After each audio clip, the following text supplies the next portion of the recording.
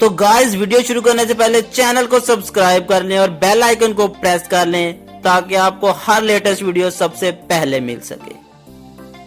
एक खातून एक dental surgeon के कमरे में दाखिल हुई और बोली, मुझे बहुत जल्दी है डॉक्टर साहब, आपको एक दांत अभी निकालना है, बराह करम अपनी फीस बता दें। डॉक्टर ने फीस बताई तो खातून ने कहा, यह बहुत ज्यादा है। डॉक्टर ने कहा, इसमें मेरी फीस के अलावा जिल्द को सुन्न करने वाली अद्वियात की कीमत भी शामिल है। खातून ने कहा, आप अद्वियात को छोड़ें और यूं ही दांत निकाल दें। डॉक्टर ने हैरत से कहा, आप जैसी बहादुर खातून मैंने कभी नहीं देखी।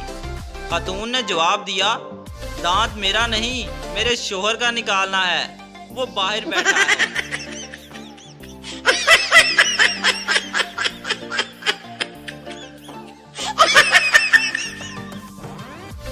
एक साहब के घर में चोर घुस आया। इन्होंने बड़ी होशियारी से काम लेते हुए चोर की कनपट्टी पर पिस्तौल रखा और हाथ ऊपर करवाया और मुंह दीवार की तरफ करके खड़ा कर दिया। अब सोचने लगा कि शोर मचाकर मोहल्ले वालों को बुला लिया जाए या फोन पर पुलिस को इतला दी जाए। इसी दौरान में इनका छोटा बेटा पानी का गिलास लेकर भागा भागा आया और कहने लगा, अब्बू अब्बू पिस्तौल में पानी भर लें, ये पानी के बगैर नहीं चलता।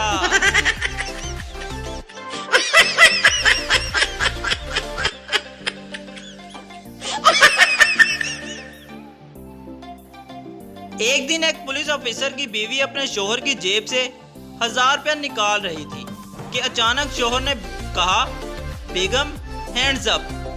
बीवी, सरताज मैं आपकी बेगम हूँ। शोहर, मैं इस वक्त सरताज नहीं पुलिस ऑफिसर हूँ।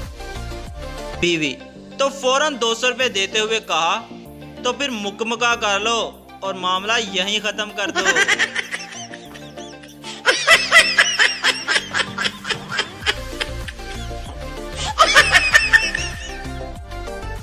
बीवी आधे घंटे से मोबाइल के कैमरे के लेंस को साफ करती, फिर सेल्फी लेती और देखकर डिलीट कर देती।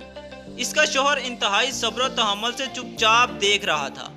आखिर इसने बोल ही दिया कि एक बार अपने मुंह पर भी टाकी मार लो, हो सकता है काम बन जाए।